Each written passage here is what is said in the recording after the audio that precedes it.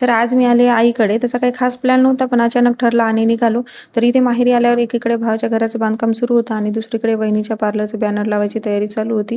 सकाळी लवकर आलो होतो, त्याच्यामुळे जेवण वगैरे केलं नव्हतं. इथे आईने मस्त मेथीची भाजी, हरभऱ्याची भाजी केली होती आणि माहेरच्या जेवणाची चव काय पण वेगळीच असते. नंतर आई मला तिच्या जवळच्या साड्या दाखवत होतो, की त्याच्यातली एखादी आवडली तर तुला घेऊन जा म्हणून.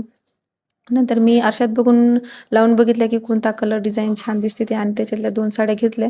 आणि नाही जर घेतल्या असल्या तर आई नाराज पण झाली असती, कारण आईची जी माया असते ती नेहमी कारणं शोधत असते. तर तुम्ही पण तुमच्या आईच्या साड्या आणता का, नक्की कमेंटमध्ये सांगा. थोड्या वेळाने माझ्या आत्याची मुलगी आली होती आणि तिला एक छोटीशी गोड मुलगी झाली होती. तिच्यासोबत थोड्याशा गप्पा मारल्या. नंतर माझ्या भावाची मुलगी आली शिव, तिला थोड्याशा गप्पा मारल्या, तिला थोडंसं जवळ घेतलं, लाड केला आणि खरंच खूप गोड आहे ती. आणि शेवटी बाहेर आली. मग वहिनीचं बॅनर लागलं होतं नेत्रा ब्युटी पार्लर म्हणून.